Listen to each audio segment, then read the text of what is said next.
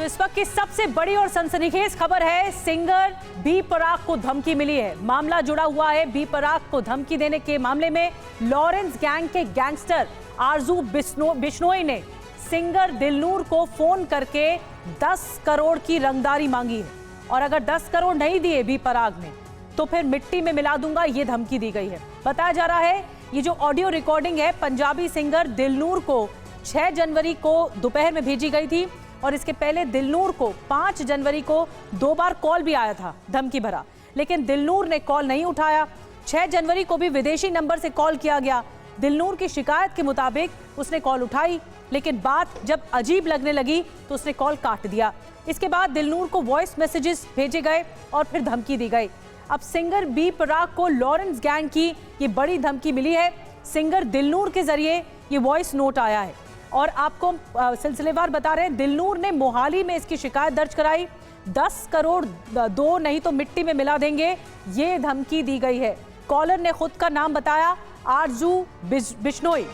अब Lawrence gang के निशाने पर बी प्राक आ गए हैं। ये सिंगर जो पॉपुलर सिंगर है उनको धमकी भरा मैसेजेस आए और कॉल आया, उसके बाद ये मामला तूल पकड़ता हुआ दिख रहा है। इस मामले में मोहाली में शिकायत दर्ज कराई गई है। आपको सुनाते हैं आरजू बिश्नोई की धमकी में क्या कुछ कहा गया है, ये ऑडियो में क्या कुछ कहा गया है। हेलो, आरजू बिश्नोई बोल रहा हूँ, ठीक है। उसको बी प्राक को मैसेज लगा देना, 10 करोड़ रुपए चाहिए, तेरे पास 1 हफ्ते का टाइम है, जिस मर्जी कंट्री में चला जा, जहाँ भी आस पास वाले उसके साथ वाला कोई भी मिल गया ना, ठीक है, नुकसान कर देंगे।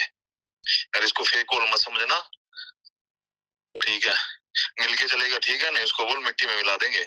और अब आपको बताते हैं सिंगर बी प्राक कौन है। काफी लोकप्रिय है, इनका असली नाम प्रतीक बच्चन। बतौर म्यूजिक प्रोड्यूसर इन्होंने करियर की शुरुआत की। मन भरिया जो गाना है इससे काफी ख्याति मिली है बी प्राक को। डेब्यू सॉन्ग रहा उनका पंजाबी और बॉलीवुड के लिए। उन्होंने कई गाने गाए हैं। सारी दुनिया जला देंगे गाना भी काफी फेमस रहा है उनका, एनिमल फिल्म का। तो ये लोकप्रिय गायक रहे हैं और इनको धमकी मिलना यानी एक तरह से ये निशाने पर रहे और इनसे जुड़े जो सिंगर हैं दिलनूर, उनको धमकी आई है दरअसल। अब लॉरेंस गैंग के निशाने पर सेलिब्रिटीज आते जा रहे हैं। शुरुआत सलमान खान से। सलमान खान का मामला आपको पता है, काले हिरण के केस में लॉरेंस गैंग के सदस्यों ने निशाना साधा, फायरिंग तक की गई उनके घर पर। कपिल शर्मा, निहंग सिखों के अपमान का आरोप कपिल शर्मा पर है और इसीलिए लॉरेंस गैंग के निशाने पर रहे। हनी सिंह सिंगर, 50 लाख की रंगदारी मांगी गई थी हनी सिंह से। और अब बी प्राक, 10 करोड़ की रंगदारी मांगी गई है। इस मामले में लगातार छानबीन चल रही है और छानबीन अब तक कहां तक पहुंची है, पुलिस कार्रवाई क्या कर रही है, दिल्ली से हमारे सहयोगी विवेक हमें ज्वाइन कर चुके हैं। विवेक, क्या जानकारी मिल रही है? इस मामले में केस तो दर्ज हुआ है, ऑडियो क्लिपिंग्स भी दे दी गई हैं पुलिस को, लेकिन इन्वेस्टिगेशन कहां तक पहुंची है?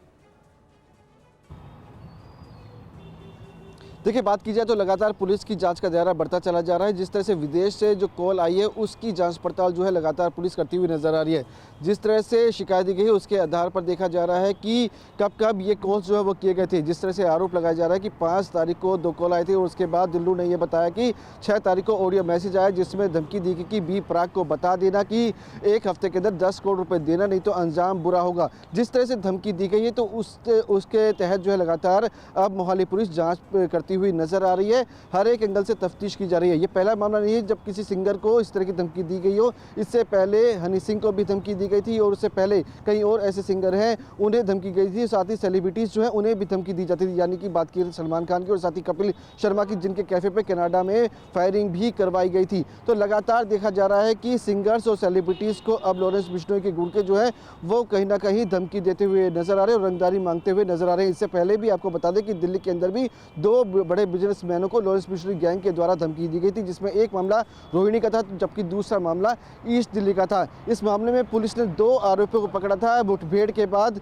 जिसमें से एक शख्स नाबालिग था और जांच में निकल के सामने आया था कि ये लॉरेंस बिश्नोई गैंग के लिए काम करते थे। तो साफ है कि देखा जा रहा है कि विदेश में बैठे जो गैंगस्टर्स हैं वो लगातार अब दिल्ली या फिर हिंदुस्तान में बैठे लोगों को, जो सेलिब्रिटी या फिर सिंगर या फिर बड़े बिजनेसमैन हैं, उन्हें धमकी दे रहे हैं, उनसे रंगदारी मांग रहे हैं। और लगातार देखा यह भी जाता है कि कुछ चंद पैसों में कुछ कुछ लोग उनके घर के बाहर फायरिंग करते हैं, उन्हें हायर किया जाता है और सोशल मीडिया के माध्यम से जो गैंगस्टर्स हैं उन्हें हायर किया जाता है। ये बड़े बड़े गैंगस्टर्स जो हैं उन्हें हायर करते हैं। आरजू बिश्नोई की अगर बात कर ले, जिसने धमकी दी है, वो बताया जाता है लॉरेंस बिश्नोई का बेहदी करीबी है और अनमोल बिश्नोई के गिरफ्तार होने के बाद गैंग की जो बागडोर है वो आरजू बिश्नोई चला रहा है। बताया जा रहा है कि विदेश में बैठा हुआ है और वहीं से ये धमकी भरा कॉल जो है वो करता है। हालांकि पुलिस हर एंगल से मामले की तफ्तीश में जुटी हुई है कि आखिरकार ये नंबर कहाँ का है, किस जगह का है, कहीं ये हिंदुस्तान बैठ के ही किसी और तरह से फ़ोन तो नहीं किया गया। तो हर एंगल से तफ्तीश जो है वो लगातार जारी है। लेकिन फिलहाल की बात की जाए तो देखा जा रहा है कि नए साल की शुरुआत के बाद ही ये गैंगस्टर जो है वो ज़्यादा एक्टिव हो चुके हैं और लगातार सेलिब्रिटीज पर निशाना साधा जा रहा है। विवेक, बड़ी जानकारी आप दे रहे हैं, खास करके बी पराग, इससे पहले